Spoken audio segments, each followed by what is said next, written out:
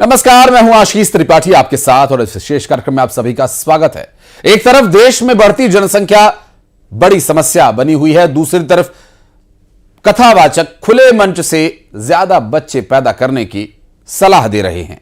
एक बाबा की इस सलाह पर एक और बात यह कि 2 बच्चे आप रख लो और 2 हमें दे दो। बाबा के इस बयान पर घमासान मचा हुआ है।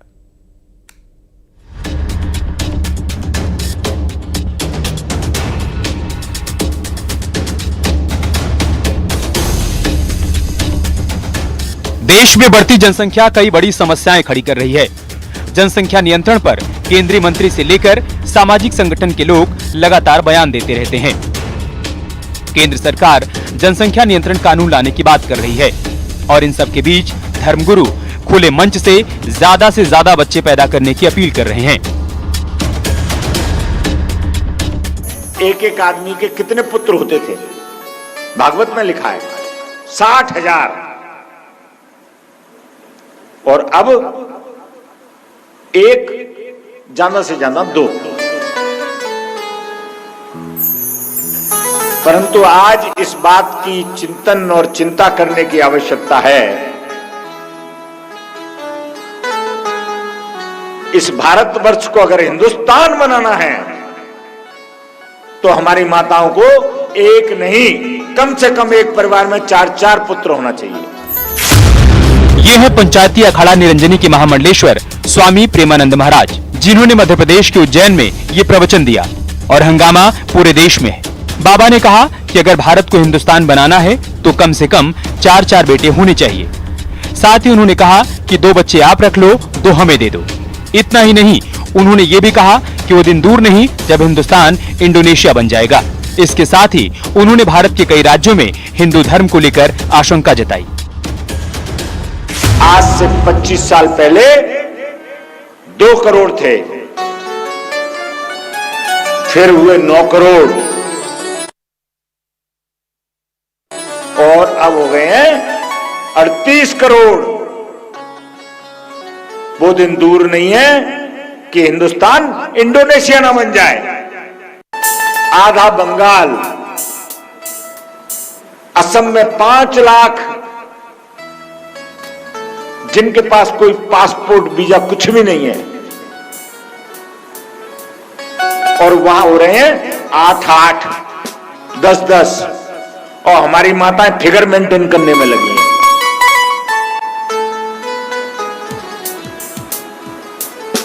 मैं तो एक बात कहता हूं, देखो हमारे पास जाना जगह तो नहीं है, पर अगर 2 का टारगेट हो, अगर कोई 3 कर रही है तो हमको दे दो। प्रेम से कहो श्री राधे, हम पाल पोस के बड़ा कर देंगे। वैसे भी समय समय पर जनसंख्या नियंत्रण पर विवादास्पद बयान आते रहे हैं। आइए अब आपको ग्राफिक्स के जरिए भारत और जनसंख्या नियंत्रण से जुड़ी कुछ जानकारियां देते हैं। मोदी सरकार ने जनसंख्या नियंत्रण पर समिति गठित की है। अंतरिम बजट में जनसंख्या नियंत्रण पर समिति गठित कर इसे देश में सार्वजनिक बहस का मुद्दा बनाने की पहल हुई है। मौजूदा समय में देश की आबादी 140 करोड़ से ज्यादा है। आबादी के लिहाज से भारत दुनिया में नंबर 1 पर पहुंच चुका है। भारत 2023 में आबादी के मामले में चीन को पछाड़कर नंबर 1 बना। प्रधानमंत्री मोदी ने भी 15 अगस्त 2019 को लाल किले से बढ़ती जनसंख्या पर चिंता जताई थी। इस दौरान उन्होंने क्या कहा था वो भी सुनिए। हमारे यहाँ जो बेतहाशा जनसंख्या विस्फोट हो रहा है, जनसंख्या विस्फोट हमारी आने वाली पीढ़ियों के लिए अनेक संकट पैदा कर सकता है। बच्चे के जन्म से पहले उसकी जरूरत के बारे में जरूर सोचें। शिक्षित वर्ग ऐसा ही करता है। ये बात भी माननी होगी कि देश में एक जागरूक वर्ग भी है जो इस बात को अच्छे से समझता है। ये वर्ग इससे होने वाली समस्याओं को समझते हुए अपने परिवार को सीमित रखता है। घर में बच्चे के आने से पहले सबको सोचना चाहिए कि क्या हम उसके लिए तैयार हैं। इधर संतों ने भी महामंडलेश्वर स्वामी प्रेमानंद महाराज के बयान पर अपनी प्रतिक्रिया दी। जनसंख्या पर संतों की मिलीजुली राय है। यहाँ सरकार कह रही है कि नहीं, परिवार नियोजन हो, केवल 2 से अधिक न हो। तो ये बात सरकार की बात है और उनके कथावाचक में, और ये अपना कथा वाचते हैं तो जो कुछ होता है कहते रहते हैं। उन्होंने कहा कि हिंदू जो है अल्पसंख्यक न हो, हिंदुओं को अपने हिंदुस्तान में ही अल्पसंख्यक होने से बचाने के लिए उन्होंने कहा है क्योंकि हिंदू तो इतना अनुशासन में रहता है, इतना उदारवादी और इतना जिम्मेदार है कि वह भविष्य को देखते हुए अपने आप जनसंख्या नियंत्रण कर लिया, एक बच्चे 2 बच्चे से ज़्यादा पैदा नहीं करता है। वहीं दूसरी तरफ मुस्लिम समाज के लोग हिंदू से 10 गुना ज़्यादा आबादी बढ़ा रहे हैं। भारत में बहुत ही चिंता का विषय है, हमारे सनातनी संस्कृति वाले हिंदू ही अल्पसंख्यक हो जाएंगे। मुस्लिम इस्लामिक देश बनाने पर भारत को तुला है, हिंदुओं को सोचना चाहिए। हालांकि ये पहली बार नहीं है जब ज्यादा बच्चा पैदा करने को लेकर किसी ने ऐसा बयान दिया है। पहले भी कई बार इस तरह की बयानबाजी होती रही है, जिस पर खूब सियासत भी हुई है। Bureau report, news 18।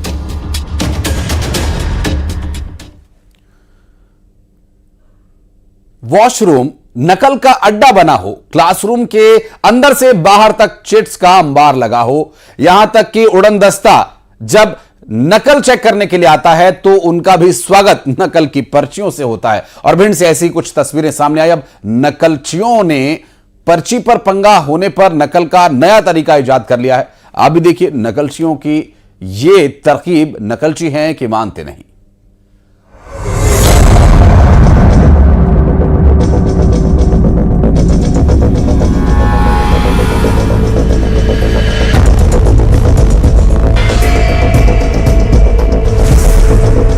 क्लासरूम में बिखरी हुई ये पर्चियां, वॉशरूम बना है नकल का अड्डा। कमरे में अलमारी के नीचे भी नकल का सामान, चिट का जखीरा देखिए। यहां तक कि जब अधिकारी छापा मारने आए तो उनका स्वागत भी चिट से ही हुआ। अधिकारी की गाड़ी के ऊपर भी गिरी तो चिट। तो सोच सकते हैं कि कैसे भिंड में नकल खुलेआम हो रही है। लाहौर शासकीय महाविद्यालय में नकलची स्टूडेंट्स ने भले ही चाहे साल भर मेहनत न की हो, लेकिन नकलची नकल में कोई कोर कसर नहीं छोड़ रहे।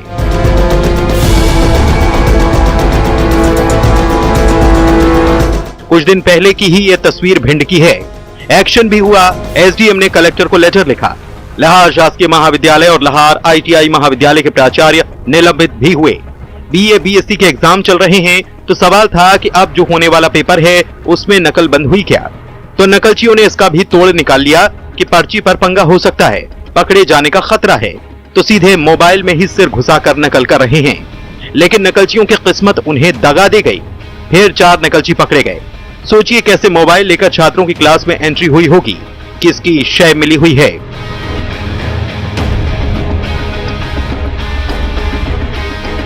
नायब तहसीलदार जगन कुशवाहा मौके पर पहुंचे तो मोबाइल वाले ये नकलची पकड़े गए। मोबाइल जब्त हुए और कार्रवाई हुई। सवाल वही है, आखिर किसकी मिली भगत से नकल का ये खेल चल रहा है।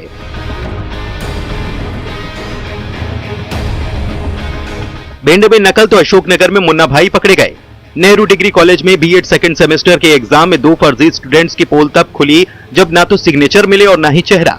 अनुराग की जगह विशाल एग्जाम दे रहा था और मोहम्मद मुमताज की जगह पवन फर्जी स्टूडेंट बन एग्जाम में बैठा था। प्रिंसिपल को शक हुआ और देहात थाने में मामला पहुंच गया। बीएड सेकंड सेम का एग्जाम था, उसमें फ्लाइंग स्क्वाड द्वारा कोई 2 व्यक्तियों से पूछताछ की गई होगी। जब अपने नाम पते सही नहीं बता पाए, आइडेंटिटी कार्ड से उनका मिलाप किया गया तो जो सही नहीं पाया गया, तो उसकी सूचना कॉलेज प्रबंधन से थाने को दी गई। थाने द्वारा कोई वेरीफाई किया गया जो किसी दूसरे व्यक्ति के नाम पे कोई अन्य व्यक्ति एग्जाम देते हुए वहाँ पे डिग्री कॉलेज में पाए गए और जिसमें उनको पूछताछ की गई। तो एक अनुराग जैन है, अशोकनगर के रहने वाले हैं, उनकी जगह पे कोई विशाल राधेश्याम मेहरबान है और वो उनकी जगह पे एग्जाम देने आए थे। और कोई मोहम्मद मुमताज आलम है, उनकी जगह पे पवन अहरवाल एग्जाम देने के लिए आए थे। तो इसमें कॉलेज प्रबंधन की तरफ से थाना में आवेदन पेश किया गया, जिस पर से इनके खिलाफ में विभिन्न धाराओं में मामला पंजीबद्ध किया गया है। इसमें 3/4 परीक्षा अधिनियम भी लगाया गया है। उपरोक्त दोनों आरोपी की गिरफ्तारी की जा रही है और जांच के बाद जो भी तथ्य सामने आए उस पर प्रतिवेदन कार्रवाई की जाए। आखिर कब सुधरेगा सिस्टम और कब अक्ल आएगी इन मुन्ना भाइयों को। Bureau report, news 18।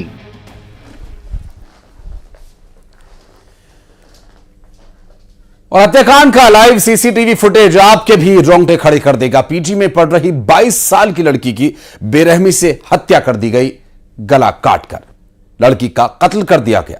आखिर लड़की पर हमला करने वाला यह किलर कौन था, जो हत्यारे का कनेक्शन जुड़ रहा है मध्य प्रदेश से।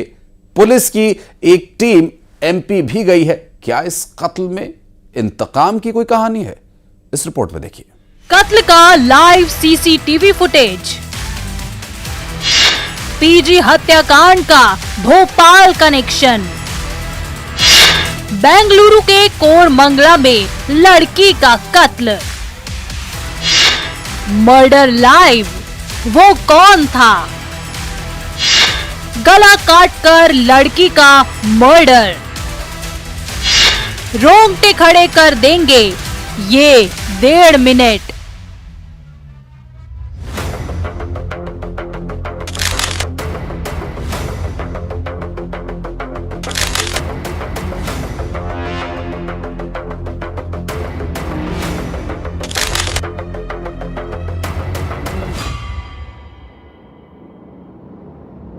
रात के करीब 11 से 11:30 का वक्त है। बेंगलुरु का कोरमंगला पीजी। इस पीजी में एक ऐसा सीसीटीवी फुटेज कैद हुआ जो रोंगटे खड़े कर देगा। अभी यहाँ कोई दिखाई नहीं दे रहा, लेकिन थोड़ी देर बाद ही एक लड़का नजर आता है जिसके हाथ में है चाकू। वो इस रूम को खटखटाता है। उसके बाद जो तस्वीर कैद हुई वो थर्रा देती है।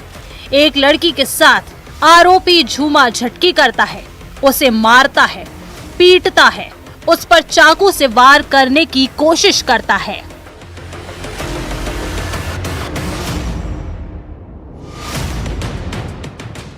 लड़की खुद को बचाने की कोशिश करती है, आरोपी से संघर्ष करती है, लेकिन आरोपी लड़की के बाल पकड़कर उसे मारता है, नीचे गिरा देता है और फिर लड़की के गले को चाकू से काटकर फरार हो जाता है। इस हमले से लड़की दम तोड़ देती है।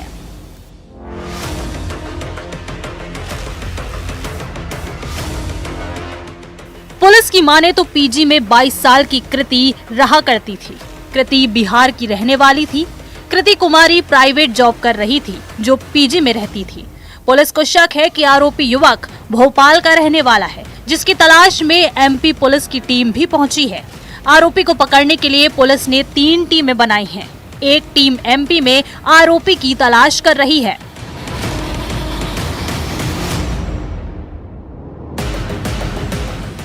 जिस तरह से वारदात को अंजाम दिया गया, क्या आरोपी और कृति एक दूसरे को जानते थे? आखिर कृति की हत्या क्यों हुई? क्या कत्ल में इंतकाम की कोई कहानी है? सबसे बड़ा सवाल, आखिर ये हत्यारा कौन है और कहां छुपा है? कैसे इसने पीजी में एंट्री की? क्यों कृति की चीखने चिल्लाने की आवाज किसी को सुनाई नहीं दी? ये किलर कहां है? Bureau report, news 18 Madhya Pradesh, Chhattisgarh.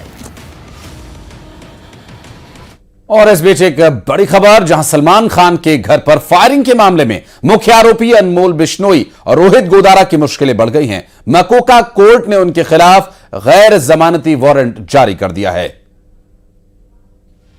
Salman Khan के घर पर फायरिंग के मामले में मुख्य आरोपी अनमोल बिश्नोई और रोहित गोदारा की मुश्किलें बढ़ गई है। मकोका कोर्ट ने उनके खिलाफ गैर जमानती वारंट जारी कर दिया है। मकोका कोर्ट का यह फैसला मुंबई पुलिस के गैंगस्टर पर संगीन आरोप लगाने के बाद सामने आया। पुलिस ने आरोप पत्र में कहा था कि जेल में बंद गैंगस्टर लॉरेंस बिश्नोई के छोटे भाई अनमोल बिश्नोई ने एक गनमैन से सलमान खान के घर के बाहर हवाई फायरिंग करने के लिए कहा था, ताकि सुपरस्टार डर जाए। Special Maharashtra control of crime act court में पेश किए गए आरोप पत्र में अनमोल बिश्नोई और शूटर विक्की कुमार गुप्ता के बीच बातचीत में टेप शामिल किए गए थे। आरोप है कि अनमोल ने गुप्ता को इस तरह से गोली चलाने का ऑर्डर दिया जिससे सलमान खान डर जाए। इससे पहले सलमान खान ने मुंबई पुलिस के सामने बयान दर्ज करवाए में ये कहा था कि उन्हें यकीन है कि लॉरेंस बिश्नोई ने उनके घर के बाहर गोलियां चलवाई थी। 14 अप्रैल को विक्की कुमार गुप्ता और सागर पाल ने सलमान खान के गैलेक्सी अपार्टमेंट के बाहर 5 राउंड की फायरिंग की थी। और बारिश के कहर की ये तस्वीरें आपके रोंगटे खड़े कर देगी। सैलाब का सितम देखिए, कैसे मझधार में है जिंदगी। एक शहर में छात्रा बाढ़ के पानी में फंस गई तो दूसरे शहर में 3 लोग रपटे की जद में आ गए, जिसमें 2 का सुराग मिला, लेकिन एक की तलाश अभी जारी है। क्यों इस सैलाब में जान जोखिम में डालने को मजबूर हैं छात्र? आप भी देखिए।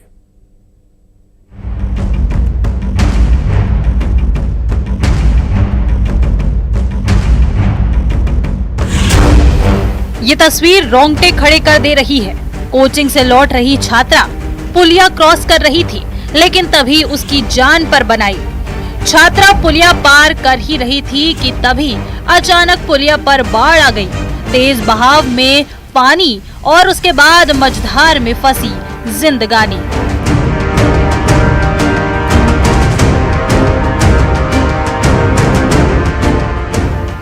खरगोन के बेडिया थाना इलाके के भुलगांव की ये तस्वीर है। प्रशासन ने पुलिया पर बाढ़ का खतरे का अलर्ट जारी किया था।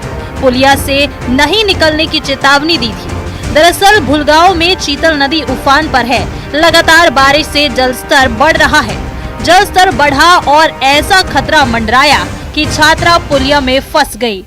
इधर गांव वालों ने हिम्मत दिखाई और छात्रा के लिए ये लोग किसी देवदूत से कम नहीं थे। छात्रा जब इस खतरे से बाहर निकली तब जाकर सबकी जान में जान आई। खरगोन के बाद ये तस्वीर मैयर की है। यहाँ भी सैलाब का सितम देखने को मिला। बारिश का कहर दिखाई दे रहा है।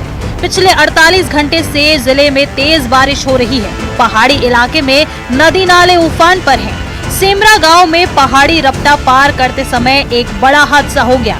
पैर फिसलने से यहाँ एक व्यक्ति बह गया, जिसे बचाने उसके 2 साथी आए जो साथ ही चल रहे थे। तीनों इस तेज धारा में बह गए। 2 लोग तो किनारे लग गए, लेकिन एक का सुराग अभी तक नहीं मिला है। एसडीआरएफ की टीम लापता शख्स की तलाश कर रही है।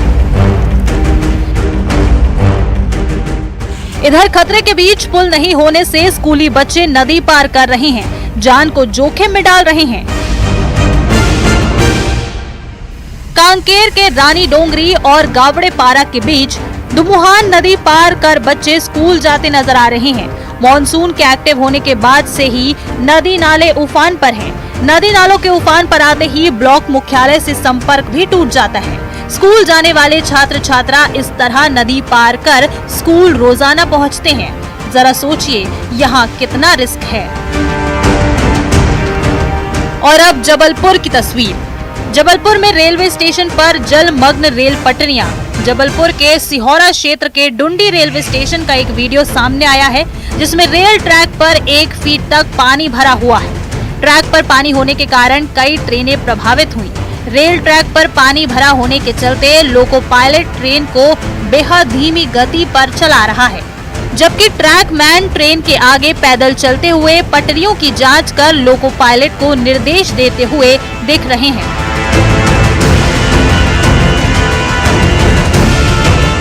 ये चारों तस्वीरें कह रही हैं, बारिश में जरा संभल कर। Bureau report, news 18 Madhya Pradesh, Chhattisgarh. Maharashtra में मानसून जमकर बरस रहा है। शहर के शहर पानी में डूबे हुए हैं। रायगढ़ के पास समंदर की लहरें उठ रही हैं। ऐसा एक मालवाहक जहाज इसमें फंस गया, जिसमें 14 लोग सवार थे। दरअसल इसके बाद कोस्ट गार्ड्स ने बड़ा रेस्क्यू ऑपरेशन चलाया।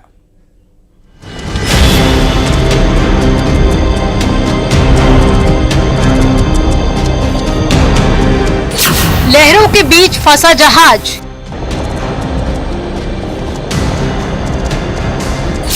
फंसे लोगों को बचाने आया हेलीकॉप्टर।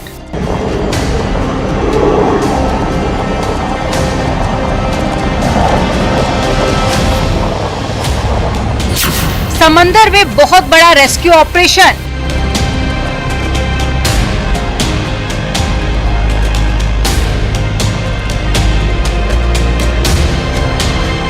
आसमानी सितम से गांव शहर सब पानी में समा गए हैं। महाराष्ट्र में भी आसमानी कहर दिखाई दे रहा है। पुणे शहर में तो सड़कों पर दरिया बह रहा है। समंदर में भी ऊंची ऊंची लहरें उठ रही हैं। उसका शोर डराने वाला है। महाराष्ट्र के रायगढ़ जिले में अलीबाग तट के पास में समंदर की लहरों ने एक मालवाहक जहाज का रास्ता रोक लिया। उफनती लहरों ने जहाज पर पूरी तरह से ब्रेक लगा दिया। समुद्र में उठे तूफान के बीच में एक स्टील कंपनी के मालवाहक जहाज का इंजन खराब हो गया था। जहाज में चालक दल के 14 सदस्य सवार थे। सभी की जान खतरे में पड़ गई। सभी की आंखों के सामने अंधेरा छाने लगा। कोई चमत्कार ही समंदर से निकाल सकता था। जहाज के फंसने की खबर तटरक्षक बल को मिल चुकी थी, जिसके बाद में कोस्टल गार्ड ने मोर्चा संभाला। विपरीत हालातों के बीच में रेस्क्यू ऑपरेशन शुरू किया गया। जहाज में फंसे लोगों तक पहुंचने के लिए हवाई मार्ग ही एकमात्र विकल्प बचा था। इसके बाद में कोस्टल गार्ड का हेलीकॉप्टर समंदर के ऊपर मंडराने लगा।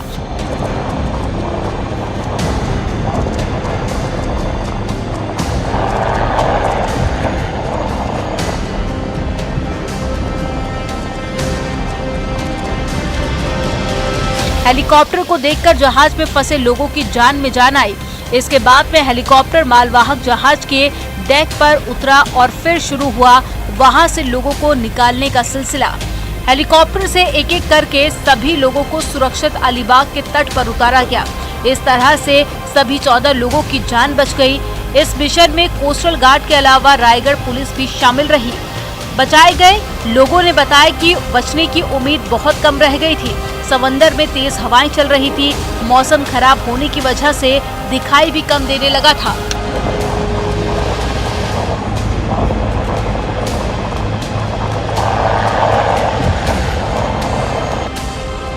कहा जा सकता है कि भारी बारिश की वजह से अलीबाग समुद्र तट पर मालवाहक जहाज रास्ता भटक गया था। ये जहाज गुरुवार को सुबह 25 जुलाई को धर्मताल बंदरगाह से जयगढ़ बंदरगाह के लिए रवाना हुआ था, लेकिन समंदर में उठ रहे तूफान के बीच में जहाज में तकनीकी दिक्कत आ गई और ये लहरों के बीच में फंस गया।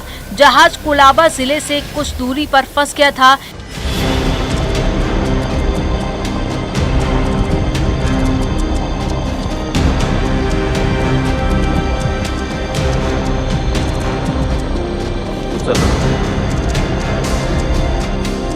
लेकिन तटरक्षक बल के जवानों ने बेहद तत्परता दिखाते हुए बड़े रेस्क्यू मिशन को अंजाम दिया। वहीं स्टील कंपनी ने भी सभी सदस्यों के सलामत होने की पुष्टि की है।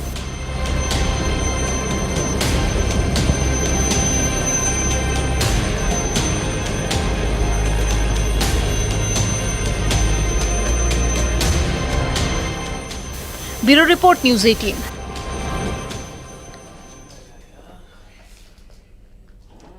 कहते हैं मेहनत का फल मिलता ही मिलता है, तो ये बात तो 100% ठीक है। ऐसा ही एक मीठा फल है जो गधों को खिलाया जा रहा है। आखिर क्यों? मंदसौर में दी गई गधों को दावत। देखिए ये खास रिपोर्ट।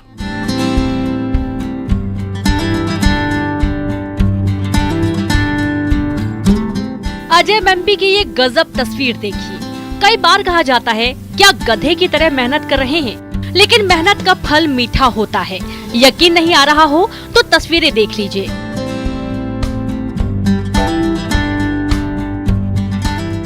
गधों की ऐसी आवोभगत आपने पहले ना देखी होगी ना सुनी होगी। पहले हार फूल माला से स्वागत और उसके बाद लीजिए पेश है ये खास पकवान। गुलाब जामुन की थाली तैयार है। खुशी का मौका है तो इस मौके पर ये लोग गधे को थैंक यू बोल रहे हैं। यकीनन अब तक आपका दिमाग कुछ समझ नहीं पा रहा होगा आखिर ये क्या हो रहा है। तो सब्र रखिए क्योंकि सब्र का फल मीठा होता है।